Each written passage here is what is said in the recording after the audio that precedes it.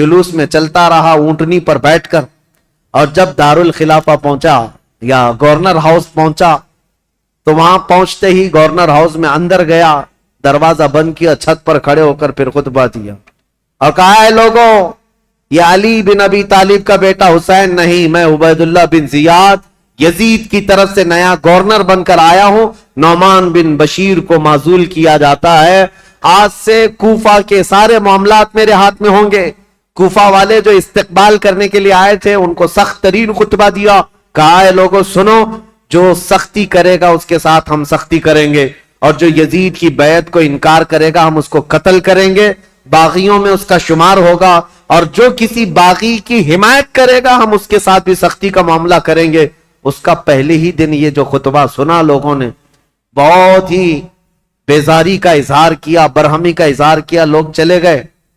اب امام مسلم بن عقیل کے حالات اب بدلنے کو آ گئے، کوفہ والے بس گیدڑ بھپکی سے ڈر گئے، عبید اللہ بن زیاد کے ایک خطبے سے ڈر گئے، اور اس کے بعد دوسرے دن عبید اللہ بن زیاد نے کیا کیا، کوفہ کے جتنے قبیلے تھے، خاندان تھے، ان خاندانوں کے جو بڑے لوگ تھے، خاندان کا جو بھی رئیس ہوتا، ان سب کو اپنے گورنر ہاؤس میں بلایا، اور بلا کر کے اتنا سخت ڈرایا اور کہا تم میں سے کوئی بھی اگر مسلم بن عقیل کو اپنے گھر میں پناہ دیا یا دیتا ہوا نظر آیا تو میں تمہاری پھانسی کا پھندا یہیں پر لٹکاؤں گا، اور اس کے بعد تمہارے لیے وہ عبرتناک سزا ہوگی، اس لیے کہ یزید امیر المومنین کی طرف سے مجھے یہ آرڈر ہے۔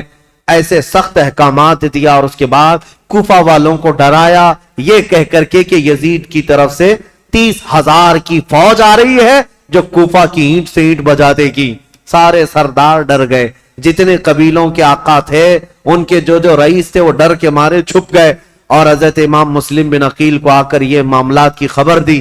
امام مسلم بن عقیل جس گھر میں تھے، عبید اللہ مختار بن عبید جس کے گھر میں تھے، وہاں سے آپ ہجرت کر گئے، وہاں سے نکل گئے کہ یہاں رہنا اچھا نہیں، تو وہاں سے نکل کر کے ایک بہت ہی عمر دراز صحابی تھے کوفہ میں، ہانی بن عروہ، ان کے گھر گئے، یہ محب اہل بیت تھے۔ خاندان نبوت عروہ ان کے گھر گئے، یہ محب اہل بیت تھے، خاندان نبوت کے چاہنے والے تھے۔ امام مسلم بن عقیل ان کے گھر جاتے ہیں، ہانی بن عروہ نے ان کا استقبال کیا اور اپنے گھر کے ایک کمرے کے اندر ان کو چھپا دیا، رازداری کے ساتھ امام مسلم بن عقیل اور ان کے شہزادوں کو اپنے گھر میں رکھا، اور جتنے اہل بیت سے لوگ محبت کرتے تھے صرف ان کو معلوم تھا کہ امام مسلم بن عقیل ہانی بن عروہ کے گھر میں ہے، اور اس کے باوجود امام مسلم بن عقیل ہانی بن عروہ کے گھر میں رہ کر بھی کوفہ والوں کو بلاتے رہے، جو اب تک 60,000 کی تعداد میں پہنچے تھے بیعت کرنے والے۔ اب ان لوگوں میں اب چھانٹنا شروع کیا کہ ابھی بچے کتنے ہیں۔ ہانی بن عروہ کے گھر میں جب آپ خفیہ لوگوں سے ملاقات کرتے تھے اس وقت بھی 18,000 لوگ ابھی بھی امام مسلم بن عقیل کے ساتھ تھے۔ آ کر کے انہوں نے اپنے ساتھ ہونے کا اظہار کیا۔ امام مسلم بن عقیل نے کہا کہ اب بھی حالات صحیح ہیں، کچھ بدلے تو کیا ہوا، کچھ تو موجود ہیں، امام حسین کو آنا چاہیے۔ دوسرا خط بھی انہوں نے لکھا کہ حالات قابو میں آنے کے لائق ہیں، آپ تشریف لائیں۔ دوسرا خط بھی گیا امام حسین کو، لیکن اب امام مسلم بن عقیل کی تلاش شروع کر دیا عبید اللہ بن زیاد۔ یہ ہر جگہ لوگوں سے پوچھنے لگ گیا کہ مسلم بن عقیل جو آئے ہیں حسین کی طرف سے وکیل بن کر، وہ کس کے گھر میں چھپے ہوئے، کوئی بتانے کو تیار نہیں تھا۔ اب عبید اللہ بن زیاد نے ایک غلام کو پیسہ دے کر کے بھیجا، 3,000 درہم یا دینار، کہا کہ تو جا کر کے کسی نہ کسی طرح سے تلاش کر کے معلوم کر کے مسلم بن عقیل کہاں چھپے۔ اب وہ روزانہ گھومتا تھا اور جو اہل بیت سے محبت کرنے والے ہیں وہ جانتا تھا، تو ایک مسلم بن اوسجہ اسدی رضی اللہ تعالیٰ عنہ محب اہل بیت سے مسجد میں عبادت میں رہتے، ان کے پاس گیا یہ غلام جس کا نام معقل تھا، یہ گیا اور کہا جا کر کے مجھے مسلم بن عقیل سے ملنا ہے۔ تو مسلم بن اوسجہ اسدی یہ کہتے ہیں تو مجھ سے ہی کیوں پوچھ رہا ہے، مسجد میں اور بھی بہت سارے لوگ ہیں۔ تو یہ غلام کہتا ہے آپ تو جانتے ہیں حالات خراب ہیں، میں اہل بیت کا کٹر حامی ہوں، محب ہوں، میں کچھ نظر اور نیاز لے کر کے آیا ہوں امام مسلم بن عقیل کو دینے کے لیے، وہ ہمارے شہر کوفہ میں غریب ہیں، لوگوں نے ان کو پریشان کر رکھا ہے۔ تو حضرت مسلم بن اوسجہ اسدی سمجھ گئے کہ یہ محب اہل بیت ہے، اس کو پکڑ کر ہانی بن عروہ کے گھر لے گئے، آؤ میں تجھے ملاتا ہوں۔ حضرت ہانی بن عروہ کے گھر یہ معقل غلام گیا تو دیکھا حضرت مسلم بن عقیل اور ان کے دونوں شہزادے گھر کے اندر ایک کمرے کے اندر موجود ہیں، اور جتنے اہل بیت سے محبت کرنے والے رازدار لوگ تھے وہ آتے تھے، ملتے تھے، جاتے تھے۔ انہی میں یہ معقل غلام بھی گیا، جا کر 3000 درہم نظر میں رکھا اور اس کے بعد رو دھو کر کے ان کے سامنے محبت کا اظہار کیا اور کہا میں محب اہل بیت ہوں، مجھے آنے کی اجازت ہو۔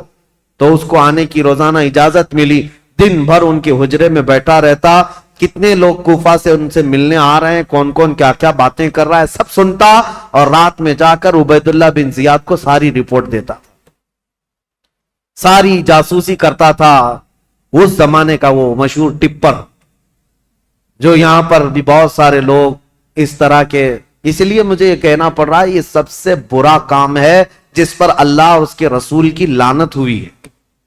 میرے آقا صلی اللہ تعالی علیہ وسلم نے ان کے لیے جہنم کی بشارت دی ہے جو مسلمانوں کی جاسوسی کرتے ہیں یا مسلمانوں کی خبریں کفار و مشرکین کو پہنچاتے ہیں، ان کو منافقین میں شمار کیا گیا ہے، منافقین میں شمار کیا گیا ہے۔ حضور اکرم صلی اللہ تعالی علیہ وسلم اس قدر ناراض تھے، اس قدر ناراض، صرف ایک صحابی کی بارے میں بیچ میں بات آئی، عرض کرتا ہوں توبہ کریں میرے عزیزوں۔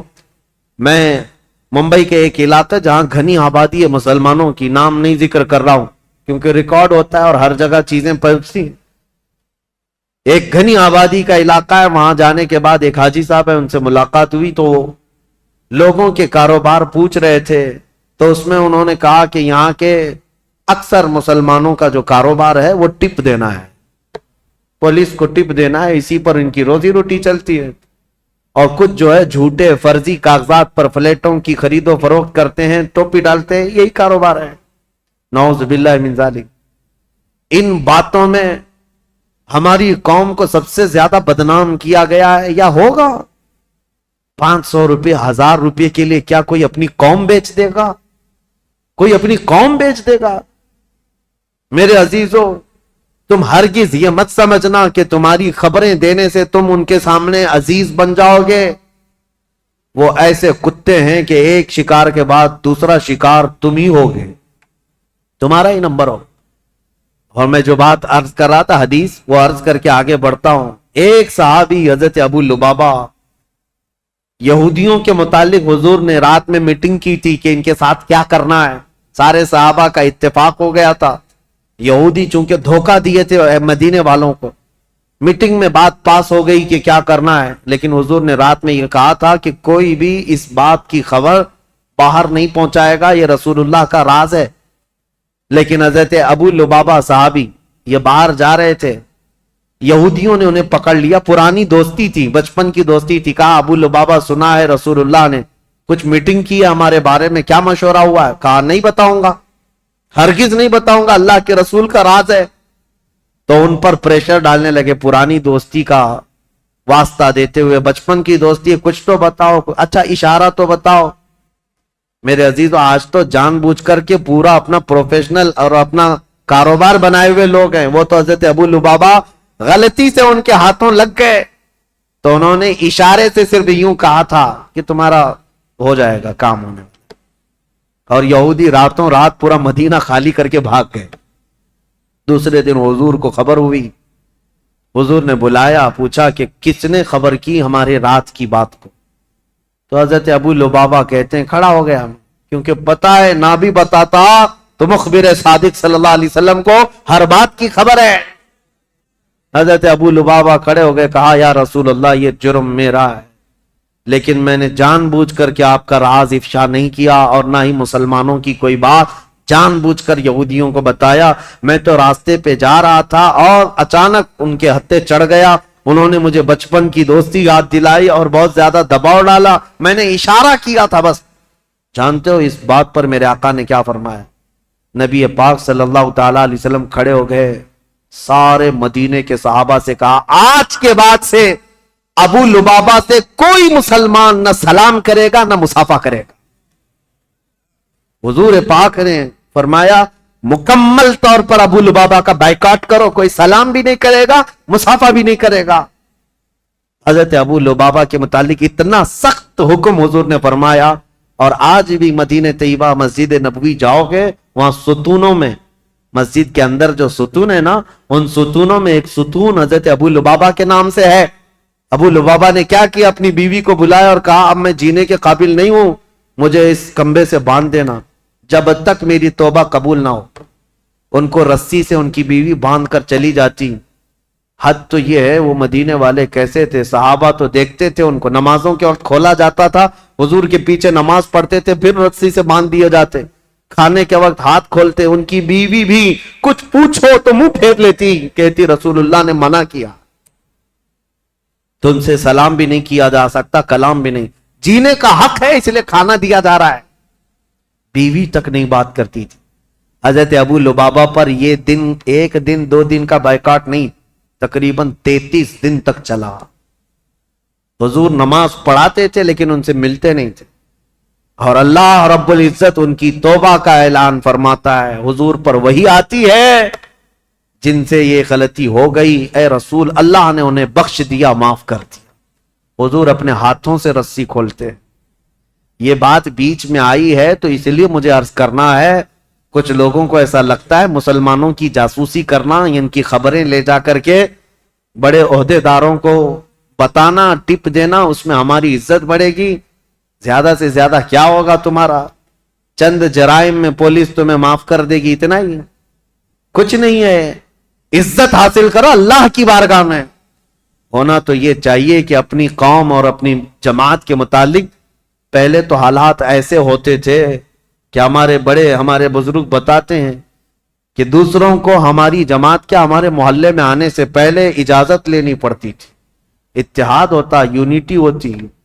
آج ہر کوئی ایک دوسرے کے پیچھے پڑا ہوا ہے، اس کی جاسوسی وہ کرے، اس کی جاسوسی یہ کرے، جاسوسی میں پوری زندگی گزر جا رہی۔ قیامت کے دن اللہ کی بارگاہ میں کیا کہو گے؟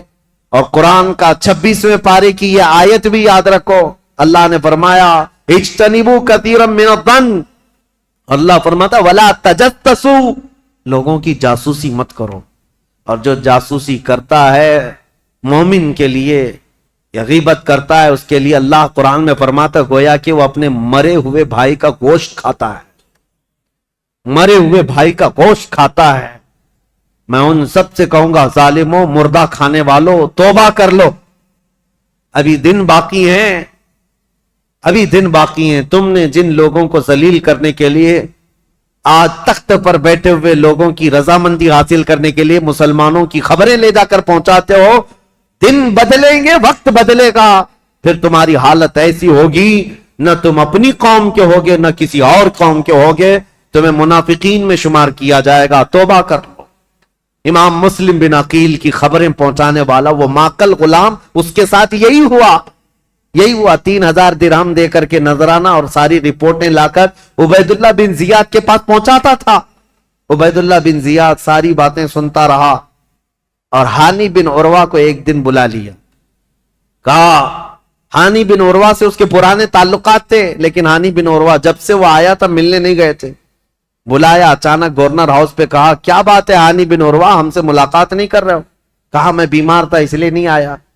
کہا بیمار نہیں، تم تو فتنوں میں مبتلا ہو، امیر المومنین کے خلاف فتنہ کرنے کا گھر کو اڈا بنا رکھا ہے، مسلم بن عقیل کو تم سہارا دیے ہوئے ہو، روزانہ پلاننگ کرتے ہو اپنے گھر میں، اور خلافت کے خلاف لوگوں کو بغاوت پر ابھار رہے ہو۔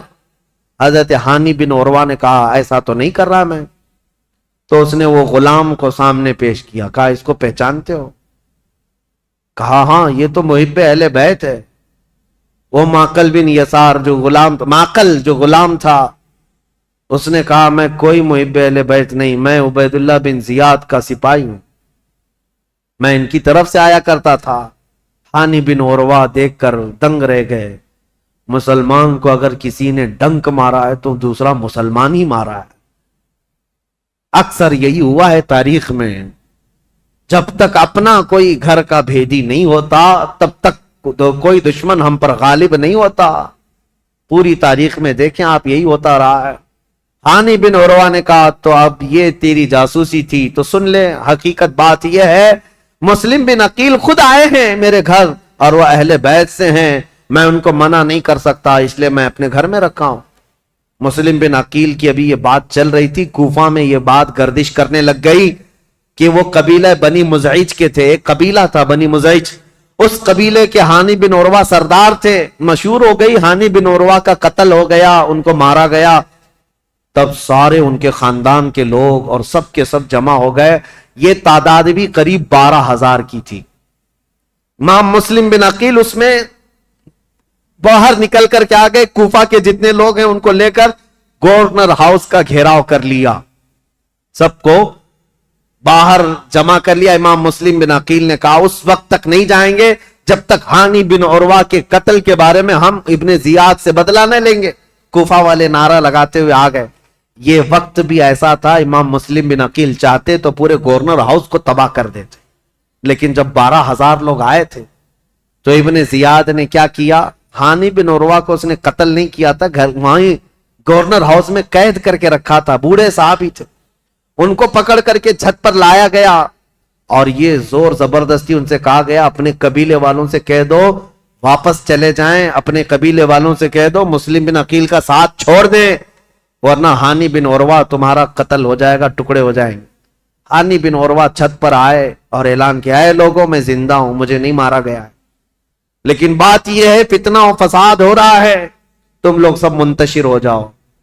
تو ابن زیاد کی طرف سے ایک آدمی کھڑا ہوا کہ اے بنی مزیج کے لوگوں, تم سے ابن زیاد کی کوئی دشمنی نہیں ہے, ہانی بن عروہ کا وہ دوست ہے, تم سب مسلم بن عقیل سے دور ہو جاؤ. ہانی بن عروہ کو کوفہ میں ایک عزت دار عہدہ دیا جائے گا اور ان کو یہاں پر عزت و تکریم سے نوازا جائے گا. قبیلے کے سارے لوگ نکل گئے. یہی وہ تاریخ ہے جب امام مسلم بن عقیل رات کو نماز پڑھانے کے لیے کھڑے تھے. عشاء کی 12,000 لوگ تھے. رات بھر یہ قضیہ چلتا رہا اور سارے قبیلے بنی مزیج کے اور کوفہ والے چھوڑ کر کے جاتے رہے. صبح کے وقت امام مسلم بن عقیل کے پیچھے فجر میں صرف 3 لوگ باقی تھے. 3 لوگ باقی رہ گئے. تاریخ میں ایسا باپ کبھی سنا ہے اپنے 12,000 لوگ ایک بیت چھوڑ کر کے جائیں اور 3 لوگ باقی رہ جائیں؟ یہ رسول اللہ کے خاندان والوں کا بہت عظیم امتحان تھا. امام مسلم بن عقیل نے دیکھا کہ یہ سارے چھوڑ کر چلے گئے, لیکن ہوا کیا, سب کے جانے کے بعد حضرت امام مسلم بن عقیل اب تیسرا گھر ڈھونڈنے والے تھے کہ کسی کے گھر تو رکوں جا کر. پہلے مختار بن عبید کے گھر میں تھے, دوسرے ہانی بن عروہ کے گھر میں. اب حضرت امام مسلم بن عقیل جہاں سے گزرتے تھے کوفہ والے اپنا گھر بند کر دیتے تھے. کوفہ والے گھر بند کر دیتے, ان کی وجہ سے ہمارے اوپر عذاب آ جائے گا, یہ ابن زیاد ہمیں چھوڑے گا نہیں, ہمیں مار ڈالے گا. امام مسلم بن عقیل گھومتے رہے, پھرتے رہے, دن بھر کسی نے آپ کے لیے دروازہ نہیں کھولا, کوئی دروازہ نہیں کھولا. بھوکے اور پیاسے کوفہ میں. یہ وہ کوفہ ہے جو 3 دن میں بدل گیا. عبید اللہ بن زیاد کے آتے ہی پورے لوگوں کی طبیعت چینج ہو گئی.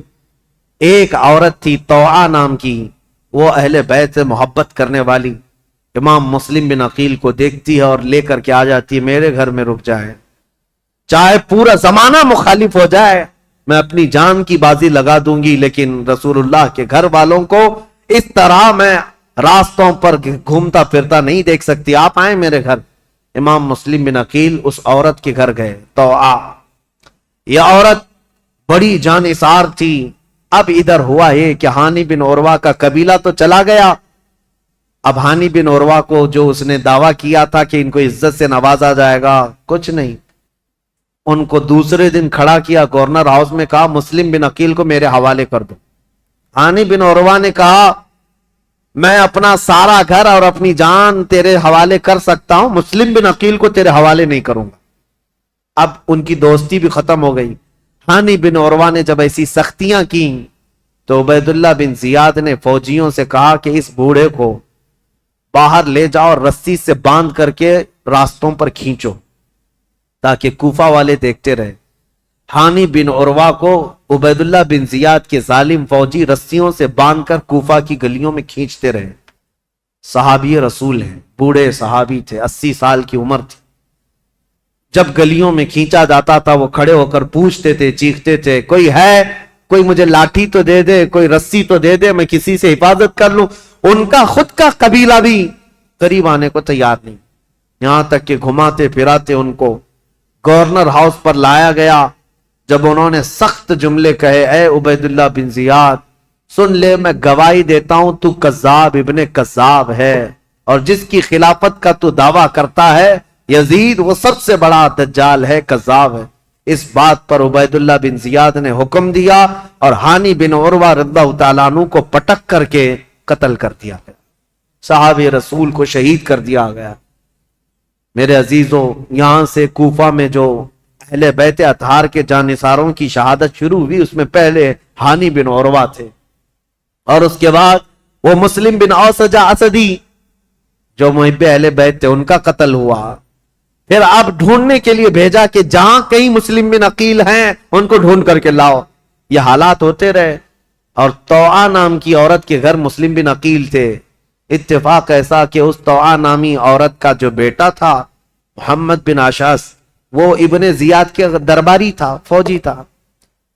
اور اس کو خبر ملی تو ابن زیاد سے آ کر کے کہا, میری ماں نے پناہ دے رکھی ہے مسلم بن عقیل کو, لیکن میری ماں بہت ڈھیٹ ہے, مانے گی نہیں, وہ مجھ سے بھی لڑ جائے گی, مسلم بن عقیل کو حوالے نہیں کرے گی.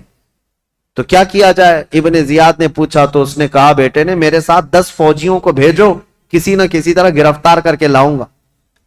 تو 10 فوجیوں کو یا 12 فوجیوں کو لے کر یہ محمد بن اشعث آیا اور اپنی ماں سے آ کر کہا کہ ماں تو ایک مجرم کو پناہ دی ہے, ماں تو نے ایک غدار کو اور دھوکے باز کو اور خلافت کے باغی کو پناہ دیا ہے, تجھے پتہ نہیں انجام کیا ہے؟ توعا باہر نکلی اور کہا, مجھے افسوس ہے اس دن پر جس دن میں نے تجھے دودھ پلایا تھا, اس دن پر مجھے افسوس ہے, اور تو کہتا ہے میں نے باغی کو پناہ دی ہے. نہیں, در حقیقت میں نے رسول اللہ کے گھر کو اپنے گھر میں بسایا ہے, میں نے رسول اللہ کے گھر کو اپنے گھر میں بسایا ہے. مسلم بن عقیل تیرے حوالے نہیں ہوں گے. اپنے بیٹے سے وہ لڑ گئی. اب یہ 12 لوگ امام مسلم بن عقیل کو پکڑنے آئے تو پہلی مرتبہ امام مسلم بن عقیل کو تلوار نکالنی پڑی. کوفہ میں پہلی مرتبہ جب تلوار نکالی تو یہی 10-12 سے آپ کا مقابلہ ہوا. اور یہ 10-12 کیا, یہ حیدر کرار رضی اللہ تعالیٰ عنہ کے گھر کا شیر ہے. مسلم بن عقیل کی تلوار چمکتی تھی اور سامنے وہ بھاگے پھرتے تھے کتوں کی طرح, کوئی پکڑنے کو آتا نہیں تھا. یہاں تک کہ ایک شخص قریب آیا اور امام مسلم بن عقیل پر حملہ کرنے لگا. آپ کا اس کی تلوار منہ پر گری جس سے آپ کا ہونٹ کٹ گیا. امام مسلم بن عقیل کا ہونٹ کٹ گیا. امام مسلم بن عقیل, سخت شدت کی دھوپ ہے اس دن, توعا نامی خاتون سے کہتے ہیں, اے محب اہل بیت, جانثاران اہل بیت کی خاتون, مجھے تھوڑا پانی دے دو, میں پانی پیوں گا اور ان کا کام تمام کروں. خاتون پانی لائی, ایک کھٹورے میں پانی لائی. امام مسلم بن عقیل پانی کے لیے جیسی کھٹوری آگے کرتے ہیں, خون پورا اس پانی میں گرتا. آپ نے پانی پھینک دیا کہ خون کا قطرہ پانی میں مل جائے تو حرام ہے, پانی نہیں پیا جا سکتا, خون پینا حرام ہے. دوسری کھٹوری لائی گئی. آپ جب لبوں کے قریب لگاتے اس میں بھی خون ٹپکتا تھا. آپ نے وہ پانی بھی چھوڑ دیا, کہا صاف پانی پینا مسلمان کے لیے حلال ہے, خون جس پانی میں مل جائے وہ حرام ہے, میں حرام پانی اخیر وقت نہیں پی سکتا. تیسری مرتبہ لایا گیا, تیسری مرتبہ بھی وہ کھٹوری خون سے لال ہو گئی. آپ نے رکھ دیا اور کہا شاید اب میری زندگی میں دنیا کا پانی نہیں.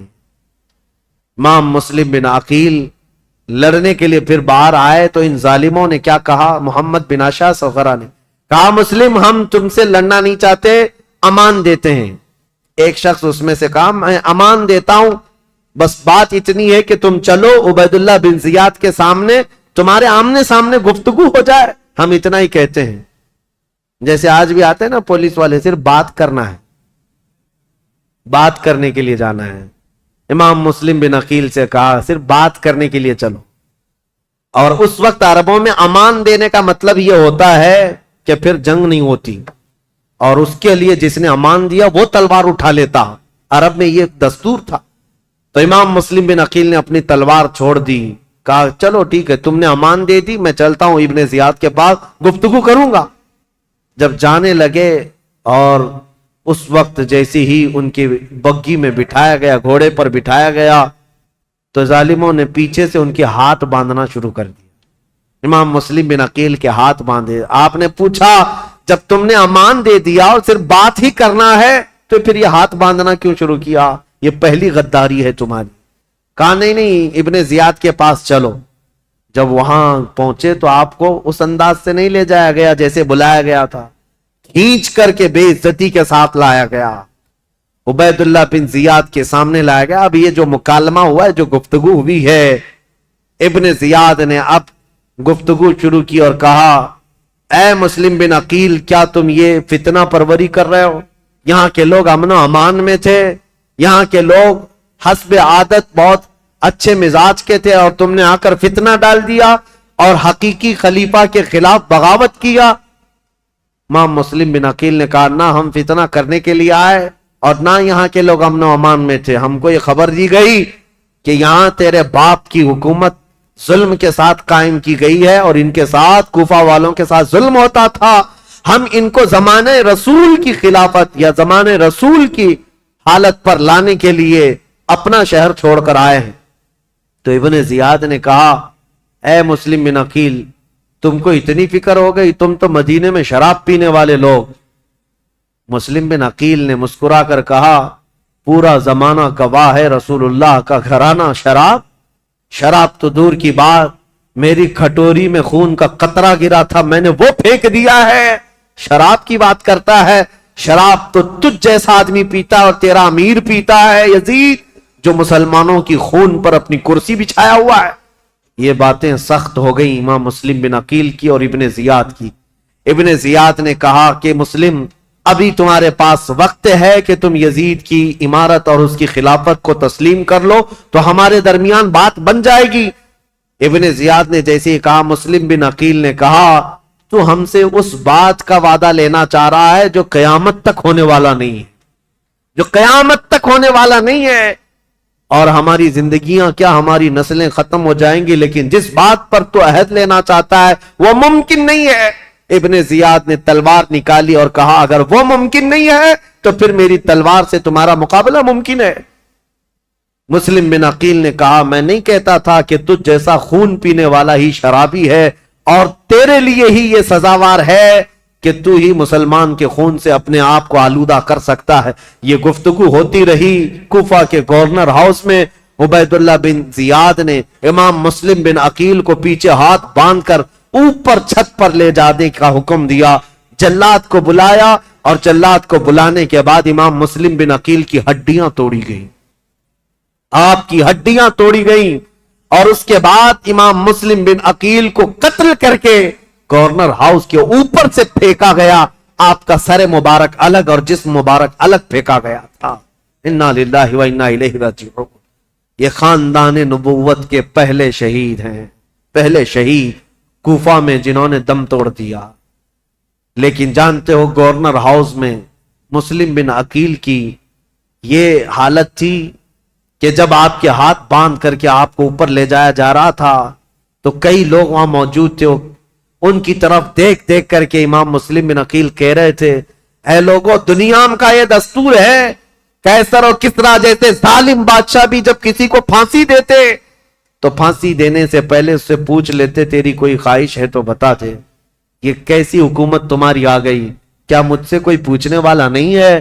تو لوگ کہتے اگر کوئی چیز جانتے چاہتے ہو تو بتاؤ. امام مسلم بن عقیل یہ کہہ رہے تھے میں یہ نہیں چاہتا کہ میرے بچوں کی دیکھ بھال ہو, میں یہ نہیں چاہتا کہ میرے گھر بار میری جائیداد کا خیال ہو, میں یہ بھی نہیں چاہتا کہ میرے بعد میری خبر مدینے پہنچائی جائے. بس اتنی خواہش ہے میری موت سے پہلے حسین ابن علی کو یہ پیغام پہنچا دو کہ وہ کوفہ جیسے بددیانت شہر میں کبھی نہ آئے. میرا یہ پیغام پہنچا دو کہ وہ اس شہر میں نہ آنے پائیں, اس لیے کہ اس نواز رسول کے ساتھ اگر ایسا ہوا جیسا میرے ساتھ ہو رہا ہے تو قیامت کے دن میں ان کو کیا منہ دکھاؤں گا. حسین اگر مجھ سے یہ پوچھے کہ اے مسلم تمہارے خط کی وجہ سے میں آیا تھا اور میرے ساتھ کوفہ والوں نے کیا کیا, अगर हुसैन इब्न अली मुझसे ये पूछ लें तो मैं क्या जवाब दूंगा, इसलिए कि अब तक मैं 2 खत लिख चुका हूं कि कूफा के हालात बड़े अच्छे हैं, इसलिए ऐ लोगों मेरा ये पैगाम पहुंचा दो, हुसैन इब्न अली कूफा की तरफ ना आए। कूफा के गवर्नर हाउस में बैठे हुए लोग फट्टा मारकर हंसने लगे और कहा, मुस्लिम बिन अकील, तुम्हारी ये ख्वाहिश पूरी नहीं की जाएगी और ना ही ये पैगाम हुसैन तक पहुंचाया जाएगा। जाओ तुम फांसी के फंदे पर, अगर हुसैन आते हैं तो उन्हें भी इसी तरह का मजा चखाया जाएगा। इमाम मुस्लिम बिन अकील की शहादत हो गई और जैसे ही उनकी शहादत हुई, मेरे अजीजों, हानी बिन उरवा जो इनके जानिसार थे, इनके मुहिब थे, उनका कत्ल हुआ। मुस्लिम बिन औसजा का कत्ल हुआ। अब मुस्लिम बिन अकील का कत्ल हुआ। इतना ही नहीं कि गवर्नर हाउस से उनकी लाश फेंकी गई थी, हड्डियां तोड़ी गई थी। इतना ही नहीं, मुझे बताने में दर्द महसूस होता है, रोंगटे खड़े हो जाते हैं। मुस्लिम बिन अकील की लाश को गवर्नर हाउस पर लटकाया गया। कूफा वाले देखते रहो, जो बगावत करेगा उसका अंजाम यही होगा, जो हमारे अमीर के खिलाफ खड़ा होगा उसके साथ हम यही बर्ताव करेंगे। मैं ये कहता हूं, ऐ मुसलमानों, इस वाक़े को बार बार याद करना। मॉब लिंचिंग ये आज की तारीख नहीं है, कूफा वालों ने बहुत पहले शुरू कर रखा था। आज के ये कुत्ते भेड़िए जब किसी मुसलमान पर हमला आवर होते हैं और मार मार करके गोश्त के नाम पर, गाय के गोश्त के नाम पर, पता नहीं किस किस चीज के नाम पर, क्या हमारे मुल्क में ये हालात नहीं होते? पहलू खान, जुनैद खान, पता नहीं कितने ऐसे नौजवानों को बेगुनाह मार दिया गया मॉब लिंचिंग के जरिए, और कभी किसी को गिरफ्तार करके जबरदस्ती उनको मार करके ये कहा जाए बोलो हमारे भगवान का नाम। ये सब जो हालात हुए, और फिर ये कुत्ते जालिम करते क्या हैं, वीडियो बना करके उसको वायरल करें और मुसलमान भी शेयर करते, फॉरवर्ड करते रहते हैं, और ये उनका मकसद ही है कि तुम्हारे दिलों में दहशत पैदा की जाए। अरे इनके साथ अगर ऐसा किया जाए तो ऐसा कर देंगे, वैसा कर देंगे, फिर होगा क्या? टोपी छुपा कर घूमो, दाढ़ी छिला कर घूमो। नहीं, हम तो सेकुलर लोग हैं, हम तो सेकुलर लोग हैं, कहीं से हमें मुसलमान दिखना नहीं है।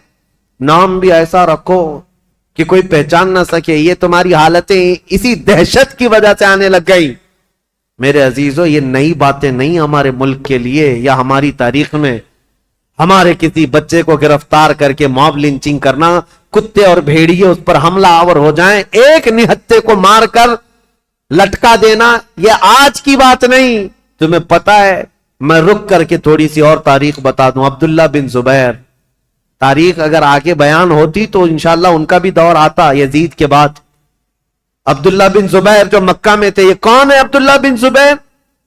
ये हजरत अबू बकर सिद्दीक के नवासे। इनकी मां अस्मा बिनते अबू बकर और बाप जुबैर बिन अवाम, रसूलुल्लाह के अशरे मुबशरा सहाबा में से। उनके बेटे, मां सिद्दीक अकबर की बेटी और बाप रसूलुल्लाह की फूफी के बेटे, ये अब्दुल्ला बिन जुबैर। इनके साथ जो हुआ था पता है, यजीद के दौर का ही एक गवर्नर हज्जाज बिन यूसुफ अब्दुल्ला बिन जुबैर से मक्का में 40 दिन तक लड़ा था, जिसकी लड़ाई की वजह से खाने काबा का गिलाफ जल गया था और हजरे अस्वद को नुकसान पहुंचा था। और वो जन्नती दुम्बा जो हजरत इस्माइल अलैहिस्सलाम के कुर्बानी के वक्त जन्नत से लाया गया था, वो दुम्बे का जो उसके सींग थे, जो निशानियां थी, वो जल गई थी, खत्म हो गई थी। इतने बड़े वाकयात पेश आए अब्दुल्ला बिन जुबैर के जमाने। और हुआ क्या था पता है, वो थक हार करके घर के अंदर आए। अस्मा बिनते अबू बकर, उस वक्त उनकी उम्र 90 साल के करीब थी, तकरीबन 90 साल के करीब की उम्र है हजरत अस्मा की, या 80 साल की उम्र है। बेटा जब थक कर आया तो अस्मा बिनते अबू बकर उठाती और कहती हैं, बेटा शेरों को यह ज़ेब नहीं देता कि वो झोपड़ी के साये में बैठे। तो बूढ़ी मां की फिक्र ना कर, दीन इस्लाम की फिक्र कर। बेटे को भेज दिया और बेटा शहीद हो गया था। अब्दुल्ला बिन जुबैर कत्ल हो गए थे। आपको ऐसा लग रहा होगा करबला के वाकयात में बीच में कहां से आया? ये इसलिए बता रहा हूं, मॉब लिंचिंग का दौर और मॉब लिंचिंग जो हो रही है उसके मुतालिक कह रहा हूं। अब्दुल्ला बिन जुबैर को कत्ल तो किया हज्जाज बिन यूसुफ ने, लेकिन जानते हो उनकी लाश को 40 दिन तक एक खंबे पर बांधकर लटकाया गया था। 40 दिन तक लटकाया गया था। اور تاریخ میں موجود ہے, لیکن وہ پورا جسم 40 دن تک تر و تازہ تھا, ہر دن خون کا قطرہ ٹپکتا تھا اور جسم اسی طرح تر و تازہ تھا, نہ جسم میں کوئی سڑن, کوئی بدبو, نہ ہی بوسیدگی, کچھ نہیں. اب جو بات کہنے کی ہے امپورٹنٹ وہ یہ ہے, بوڑھی ماں اسما بنت ابو بکر روزانہ لاٹھی پکڑ کر آتی تھی, ہر دن اپنے بیٹے کو دیکھتی تھی اور گھر جاتی تھی. لاش لٹکی ہوئی ہے اور ماں روزانہ دیکھتی تھی اور گھر جاتی تھی. 40 دن گزرنے کو آئے, تب اسما بنت ابو بکر نے کیا کہا تھا پتا ہے؟ اپنی لاٹھی پکڑ کر کے کہا تھا, 80-90 سال کی خاتون, اے مکہ والو, اس دولہے کا سواری سے اترنے کا وقت کب آئے گا؟ کیا ابھی وہ وقت نہیں آیا کہ یہ دولہا اپنی سواری سے اتر جائے؟ بیٹے کی لاش کھمبے سے لٹکی ہوئی ہے, لیکن ماں اس وقت تک ہمت نہیں ہارتی, لوگوں سے کہتی ہے میرا بیٹا دولہا ہے اور سواری پر سوار ہے. پھر 40 دن کے بعد ان کی لاش کو لا کر دفن کیا گیا تھا. یہ باتیں اس لیے میں عرض کر رہا ہوں کہ تمہارے جذبے جوان رہیں. ہمارے لیے موت, ہمارے لیے کسی کا کٹ جانا, مر جانا ہمارے حوصلوں کو توڑنے والا نہیں ہونا چاہیے. اسی لیے اکثر میں تقریروں میں کہتا ہوں, ان ظالم بھیڑیوں سے اور کتوں سے یہ بتاؤ, اگر میری گردن کل کو کاٹ دی جاتی ہے, مجھے پھانسی پر چڑھایا جاتا ہے, یہ ہرگز مت سمجھنا کہ تم نے اسلام کو ختم کر دیا یا اسلام کا نقصان پہنچا دیا یا مسلمانوں کو ختم کر دیا. ہرگز نہیں. ہمارا تو یہ ماننا ہے اسلام زندہ ہوتا ہے ہر کربلا کے بعد.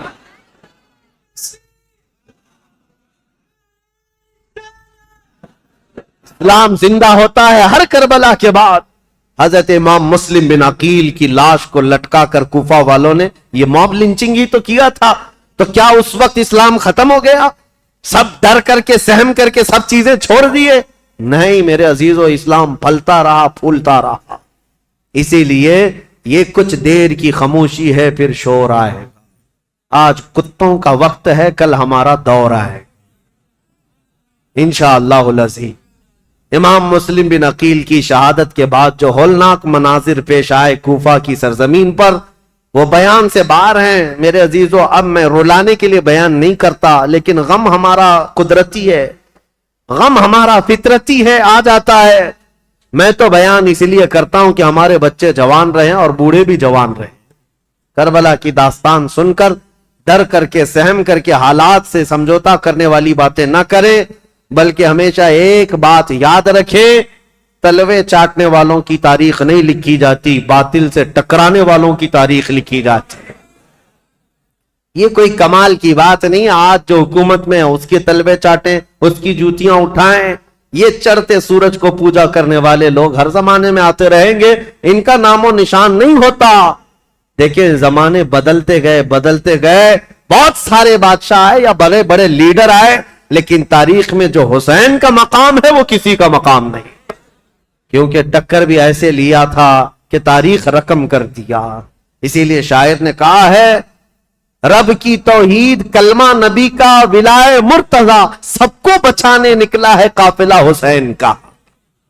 کلمہ نبی کا, رب کی توحید اور ولائے مرتضی, سب کو بچانے نکلا ہے قافلہ حسین کا. عزیزان گرامی اوقات, امام مسلم بن عقیل کی شہادت کے بعد ابن زیاد کی سختی اور زیادہ بڑھ گئی. یہ وہ حرام الدہر شخص تھا جس کے متعلق صحابہ بھی کہتے تھے کہ ابن دجانہ, اس کو ابن مرجانہ کہا جاتا تھا, ایک ایسی عورت کا بیٹا جس کو زانیہ کہا جاتا. اس کے اندر کہاں سے اچھائیاں آتی, کہاں سے نرم دلی آتی, کہاں سے رحم آتا. پھر ہوا یہ کہ ابن زیاد کو یہ خبر دی گئی, جب مسلم آئے تھے تو ان کے ساتھ 2 بیٹے بھی آئے تھے, کہیں ایسا نہ ہو کہ ان کے بچوں کی محبت پھر لوگوں میں جاگ جائے اور پھر اہل بیت کی طرف چل پڑے. میں نہیں کہتا مسلمانوں, جب ظالم اپنی طاقت کے بل بوتے سب پر ظلم کرتا ہے, اس کے باوجود بھی اہل حق کے بچوں سے بھی اسے گھبراہٹ ہوتی ہے, خوف ہوتا ہے, ڈرنے لگتا ہے. آپ کو پتا ہے وہ پاکھنڈی خنزیر کا بچہ جو حضور کی شان میں گستاخی کرتا تھا, غازی آباد میں ڈاسنا میں بیٹھ کر ایک مرتبہ اس کے مندر میں 8 سال کا بچہ کہیں پانی پینے کے لیے چلا گیا، دوسرے دن پورے نیوز والوں کو بلا لیا، پولیس میں خبر کر دیا آتنکوادی آ گیا تھا میرے گھر، کوئی ٹیررسٹ آ گیا تھا، 8 سال کا بچہ پانی پینے کے لیے بھولے بھٹکے چلا گیا، لیکن نام تھا مسلمان۔ تو ہم یہ کہتے ہیں میرے عزیزو، یہ جو ڈراؤنا خواب ہے، تمہارے پاس ساری طاقت، ساری قوت، سارا عہدہ، سارا ڈپارٹمنٹ، سب کچھ ہے، لیکن پھر بھی دیکھو اہل حق کا 8 سالہ بچہ بھی تمہیں بم لگتا ہے۔ کیوں؟ الحمدللہ ہم حق کے ساتھ جیتے ہیں، تنہا پورے ملک میں گھوم رہے ہیں، ہمیں کسی بات کا خوف نہیں، ہم تو اپنی چادر لیے گھومتے ہیں یا امامہ پہن کر، جس دن موت آئے گی اسی کو کفن بنائیں گے اور سو جائیں گے۔ لیکن انہیں ڈر ہے، 12 باڈی گارڈ لے کر کے بھی باہر نہیں آ سکتے، ان کو پتا ہے ان کی دم پر کوئی بھی پیر رکھنے والا مسلمان بچہ باہر آ سکتا ہے، اور بار بار یہ ساری باتیں کرتے رہتے ہیں۔ اس لیے میرے عزیزوں، 1000 طاقتیں جمع ہو جائیں، اہل حق کی استقامت کا مقابلہ نہیں ہو سکتا۔ امام مسلم بن عقیل کے 2 بچوں کو کیا معاملہ تھا، ان کی عمر کتنی تھی؟ تاریخ میں یہ ہے 8 سال یا 11 سال کی عمر کے بچے تھے۔ اتنے بچے کس کو نقصان پہنچا سکتے تھے، لیکن ڈر تھا۔ ابن زیاد نے کہا وہ دونوں بچوں کو بھی پکڑ لاؤ جہاں کہیں ہیں تو مسلم بن عقیل کے بچوں سے بھی نفرت یا بچوں سے بھی ڈر۔ اب ظالم کوفی ادھر ادھر ڈھونڈنے نکلے، ان بچوں کے ساتھ جو ہوا تھا وہ دردناک ہے، تاریخ میں اور روایات میں موجود ہے۔ یہ دونوں بچے محمد اور ابراہیم، کوفہ والے تو انہیں پناہ دینے سے منع کر رہے تھے۔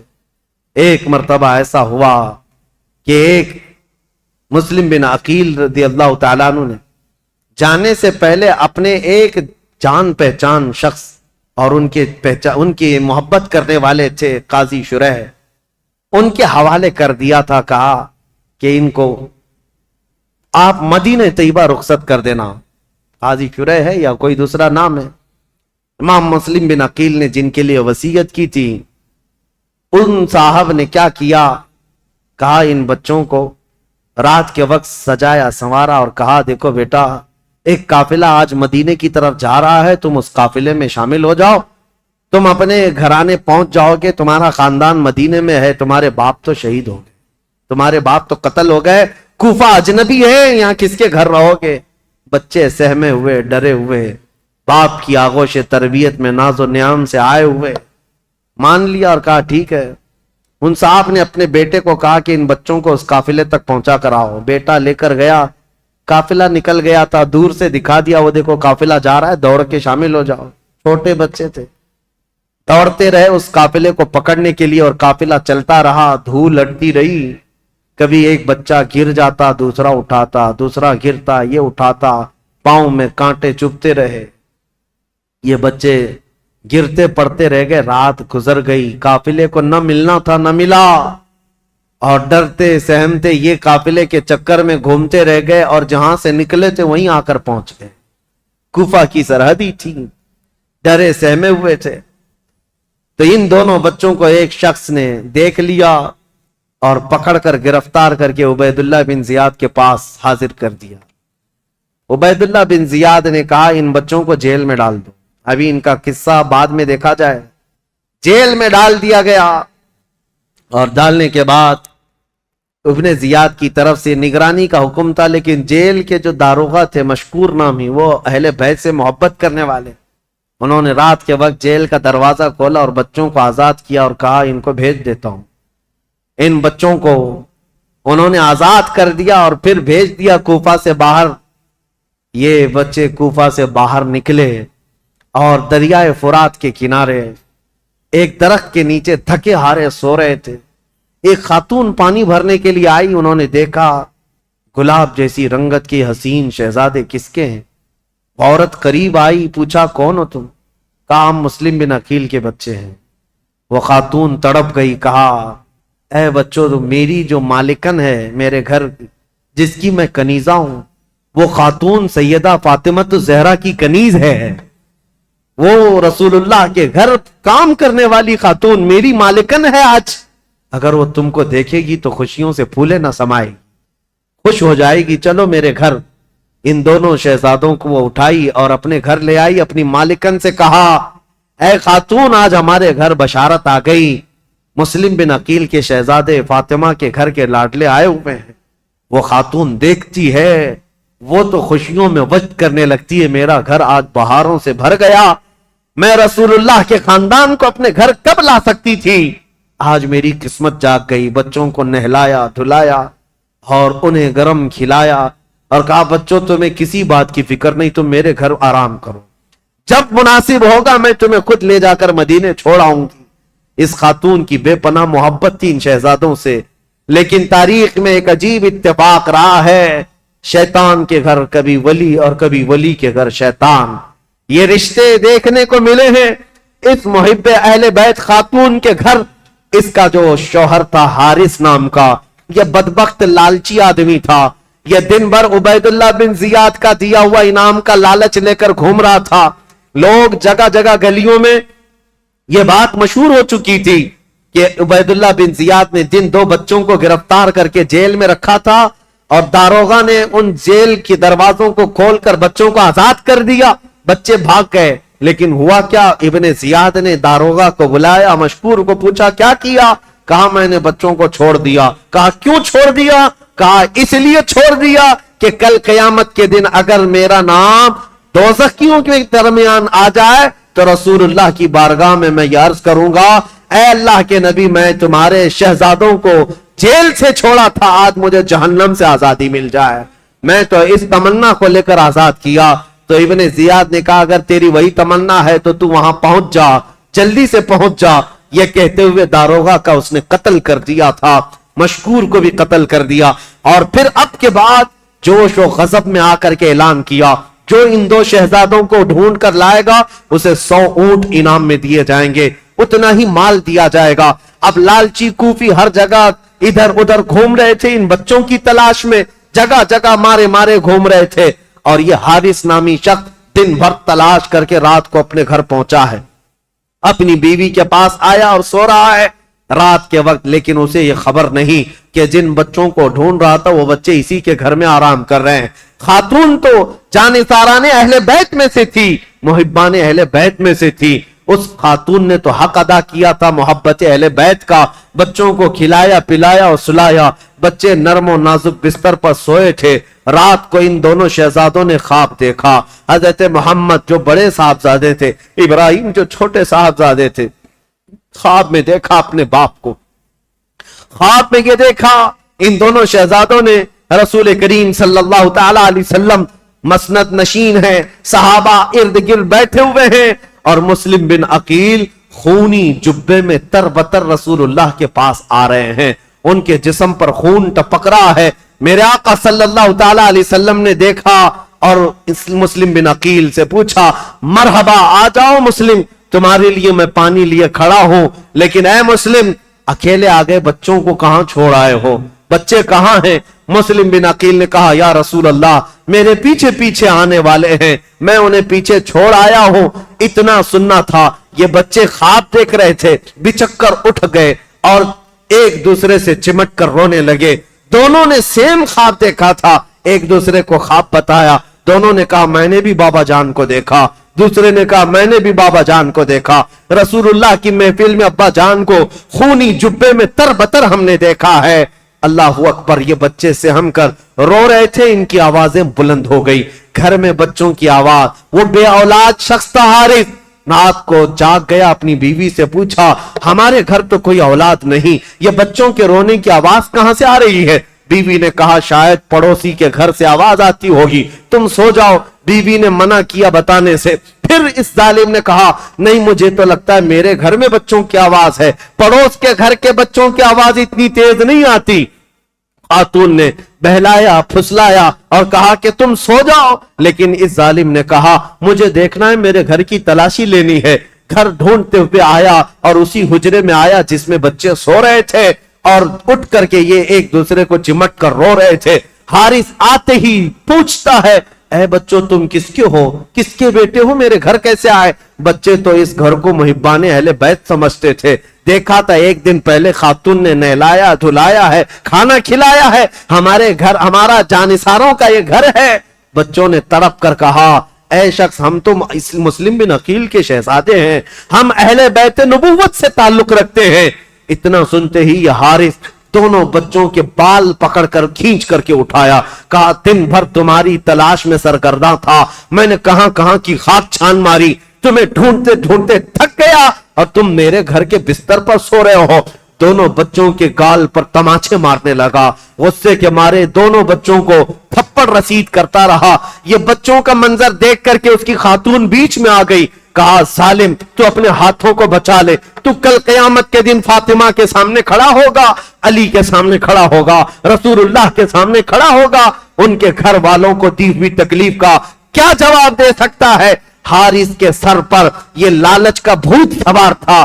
اس کی بیوی کی بات ایک نہ سمجھ آئی, وہ بچوں کو بالوں سمیت کھینچتا ہوا باہر لا رہا تھا. بیوی قدموں میں گر گئی, لپٹ گئی اور بار بار اصرار کیا, آج ایک بار میری مان لے, ان بچوں کی جان بخش دے, میں زندگی بھر تیری غلامی کروں, تو جو کہے وہ مان لوں, اپنی جان قربان کر دوں. لیکن حارث کو نہ ماننا تھا, نہ مانا, یہاں تک کہ بیچ بچاؤ میں اپنی بیوی کی ناک کو پھوڑ دیا, اس کے چہرے کو زخمی کر دیا اور اسے بے ہوش کر دیا. اپنی بیوی کو مار مار کر پھر گھر سے اپنی تیز ترار تلوار کو اٹھایا اور کہا چلو اے بچوں تمہارا وقت آ گیا, تمہارا باپ جہاں گیا ہے میں تمہیں وہاں جلدی کیوں نہ پہنچا دوں, تم بھی وہاں پہنچ جاؤ تاکہ عبید اللہ بن زیاد نے جو 100 اونٹ کے انعام کا یہ اعلان کیا ہے میں اس کا حقدار بن جاؤں. کل میرے گھر 100 اونٹ آئیں گے, میرے گھر اتنا ہی مال آئے گا, بس مجھے تمہاری گردنوں کو لے جانا ہے, تمہارے کٹے ہوئے سروں کو لے جانا ہے.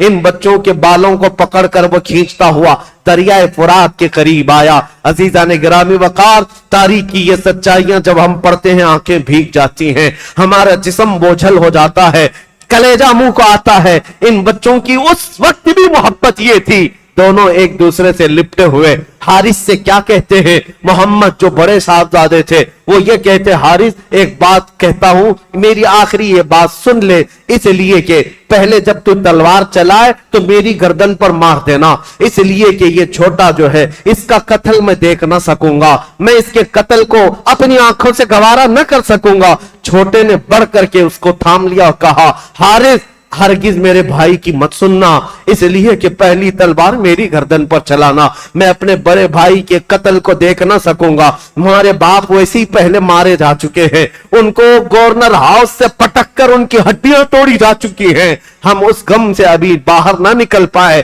ہمارے بھائیوں کی موت ہمارے سامنے نہ ہو.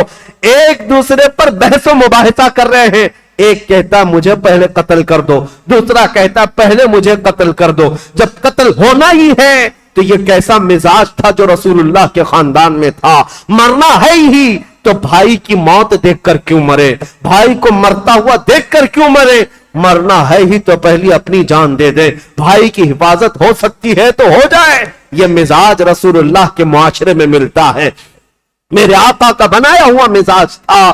دونوں شہزادے جب بحث و مباحثہ کرتے رہے, حارث نے دونوں کی گردنوں کو پکڑا اور کہا تم دونوں کی خواہش پوری ایک ساتھ کرتا ہوں. تلوار ہوا میں لہرایا اور ایک ساتھ گردن پر مارا, جس سے دونوں شہزادوں کے سر ہوا میں اڑ گئے. اور ان نونہالوں کا ایسا قتل دنیا نے دیکھا کہ سر اڑتے ہوئے ریت میں آ کر گر گئے. اسی لیے شاعر نے تو کہا تھا ان پھولوں کا کیا جو بہارے جاں فضا دکھلا گئے, افسوس تو ان کلیوں کا ہے جو بن کھلے مرجھا گئے, بن کھلے مرجھا گئے. ان فاطمہ کے لاڈلوں کا, اہل بیت نبوت کے, خاندان نبوت کے شہزادوں کا یہ پہلا قتل تھا. اس کم عمری میں یہ 2 بچے شہید ہو گئے. کوفہ کی سرزمین پر ان دونوں کے سروں کو سجا کر کے دوسرے دن یہ حارث نامی بدبخت ظالم عبید اللہ بن زیاد کے گورنر ہاؤس میں پہنچا اور یہ دونوں شہزادوں کے سر لایا اور کہا اعلان کے مطابق میرے 100 اونٹ مجھے دے دو, 100 اونٹ کا انعام مجھے دے دو. عبید اللہ بن زیاد نے کہا ارے ظالم, تجھے کس نے کہا تھا کہ ان کے مردہ ان کے کٹے ہوئے سر لانے کے لیے, میں تو زندہ لانے کے لیے کہا تھا. اگر یزید نے مجھ سے پوچھ لیا کہ ان بچوں کو قتل کرنے کا آرڈر کس نے دیا تھا تو میں کیا پیش کروں گا, یہ کہتے ہوئے عبید اللہ بن زیاد نے اسی وقت حارث کی گردن اڑا دیا جو صبح کے وقت بچوں کا قاتل تھا. رب العالمین نے شام سے پہلے اس ظالم کو کیفر کردار تک پہنچایا. اسی لیے قرآن کہتا ہے سَيَعْلَمُ الَّذِينَ ظَلَمُوا أَيَّ مُنْقَلَبٍ يَنْقَلِبُونَ, ان قریب ظالم یہ جان لیں گے کس کھائی میں اللہ انہیں گرائے گا. ظلم کی ایک تاریخ ہوتی ہے, ظلم کی حکومت زیادہ دیر تک نہیں چل سکتی, اللہ کریم کی پکڑ آ ہی جاتی ہے. عزیزان گرامی وقار, تاریخ کے ان اوراق کو آج میں یہاں روکتا ہوں اس لیے کہ یہ کوفہ کی زمین جو خون اہل بیت سے لال ہوئی, اس کے بعد اہل بیت یہاں آئے نہیں. خط تو جا چکے تھے امام حسین کے پاس, اب امام حسین کا قافلہ مکہ سے نکلنا تھا اور پھر وہ کربلا پہنچنا تھا. جو خونی منظر وہاں ہونا تھا وہ سارے واقعات انشاءاللہ کل یوم عاشورہ ہے, اور عاشورہ کے دن انشاءاللہ العزیز یہ کربلا کی داستان ہم سنائیں گے تاکہ آپ کے اندر یہ رقت بھی طاری ہو. یہ نہیں کہ ہم کھچڑے کھائیں, یہ نہیں کہ ہم صرف شربتیں پئیں, یہ نہیں کہ ہم اچھے اچھے کھانے کھائیں. کل کا دن ہمیں یہ یاد کرنے کے لیے بھی ہے کہ آج سے 14 صدیوں پہلے یہی وہ دن تھا جب آسمان کا سورج تمازت اور اپنی چلچلاہٹ پیش کر رہا تھا. میرے رسول کا شہزادہ 3 دن سے بھوکا اور پیاسا میدان میں اپنے بچوں کو لے کر ایک بہت بڑا امتحان دے رہا تھا. آج اگر میں گھر میں سحر کے وقت سو رہا ہوں تو شرم سے ڈوب کر مرنا چاہیے, فجر کے وقت سو رہا ہوں شرم سے ڈوب کر مرنا چاہیے. یہی وہ عاشورہ کی تاریخ تھی جب گردنوں پر تلواریں تھی. اس وقت بھی حسین رب کا سجدہ فراموش نہیں کر رہا تھا, حسین سجدے میں رہا. اور میرے عزیزو, رسول اللہ کے اس خاندان کا تصور لے کر کے کل کا دن ہمیں جینا ہے اور خراج تحسین پیش کرنا ہے, عقیدت کے نذرانے پیش کرنے ہیں, اور پھر یہ پکار کر کے جانا ہے, ان ظالم کتوں کو بتا کر کے جانا ہے. ہم ہر سال کربلا بیان کر کے پھر ایک نیا حوصلہ لے کر اٹھتے ہیں اور دنیا کو یہ بتاتے ہیں قتل حسین اصل میں مرگ یزید ہے, اسلام زندہ ہوتا ہے. ہر کربلا کے بعد تو نہ ہوتا تو نہ رہ جاتی صداقت اے حسین, پھر اس زمانے کو تیری ضرورت ہے اے حسین.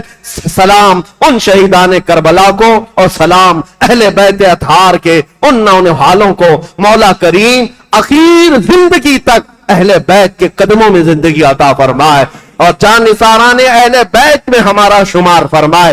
قیامت کے دن اللہ ہم سب کا حشر اہل بیت کے سائے تلے عطا فرمائے. وآخر دعوانا ان الحمدللہ رب العالمین. السلام علیکم.